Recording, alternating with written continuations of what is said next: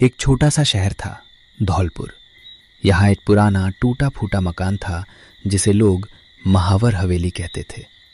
कहा जाता था कि वहाँ रात में किसी औरत की चीखें सुनाई देती हैं, लेकिन ये सिर्फ अफवाहें नहीं थी। आरव एक 22 साल का वीडियो क्रिएटर था। हॉरर कहानियां बनाता था और असली हॉन्टेड जगहों पर जाकर शूट करता था।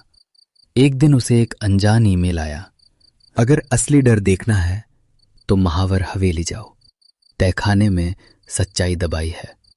ईमेल में हवेली की लोकेशन भी थी। आरव ने इसे मजाक समझा, लेकिन पैसे के लिए उसे ये मौका चाहिए था। रात के 11 बजे आरव अपने कैमरा सेटअप के साथ हवेली पहुंचा।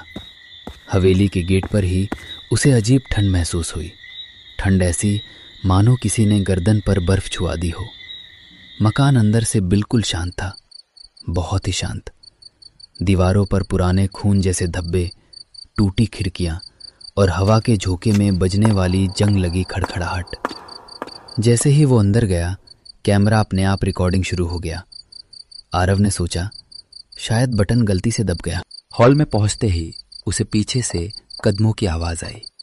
आरव पलटा, कोई नहीं था, लेकिन हवा में बहुत हल्की सी फुसफुसाहट थी। आरव डर गया, लेकिन उसकी जिज्ञासा और रिकॉर्डिंग का जुनून उसे आगे ले जा रहा था।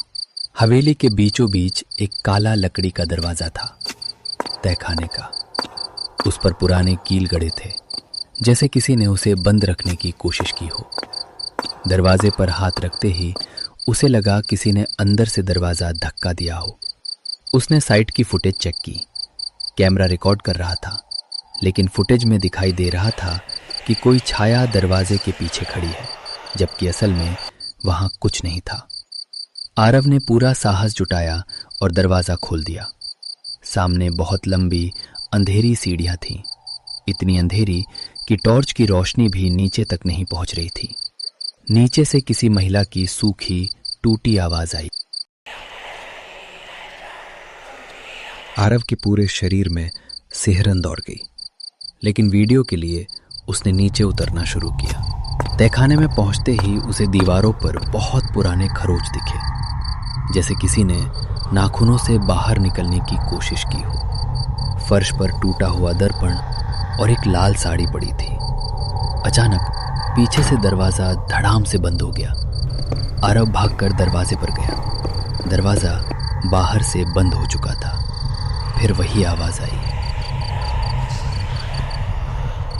अचानक कमरे के कोने में रखी लाल साड़ी अपने आप उठने लगी, जैसे कोई अदृश्य शरीर उसे पहन रहा हो।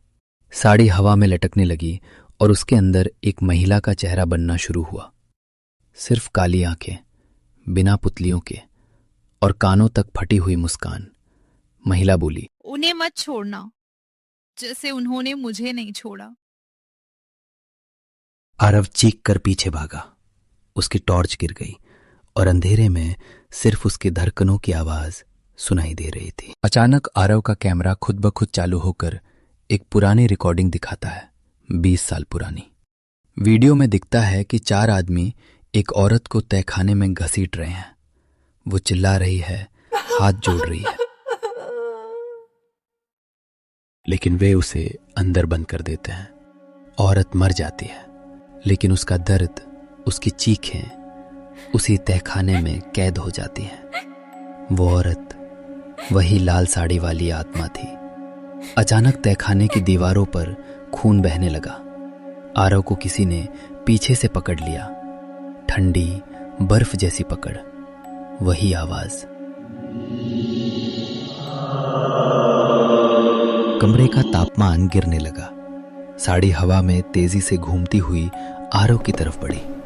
आरव दौड़ा, सीढ़ियों पर चढ़ा, लेकिन सीढ़ियां अंतहीन हो चुकी थी। वो जितना भागता, सीढ़ियां और लंबी होती जाती। पीछे से फुसफुसाहट गूंज रही थी। आरव बेहोश होकर गिर पड़ा। सुबह पुलिस को उसका कैमरा मिला, तहखाने के बाहर, लेकिन आरव कहीं नहीं मिला। जब फुटेज देखी गई तो आखिरी फ्रेम में सिर्फ एक चीज दिखी, तहखाने के कोने में लाल साड़ी पहने वही औरत। धीरे धीरे कैमरे की तरफ मुड़ती हुई और पलक झपकने से पहले स्क्रीन काली।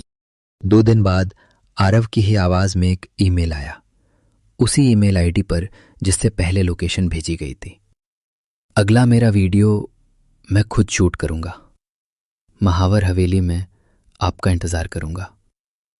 लेकिन पुलिस ने बताया आरव का ईमेल तो उसके गायब होने वाली रात से ही डीएक्टिवेट था। मतलब ईमेल उस आत्मा ने भेजा था।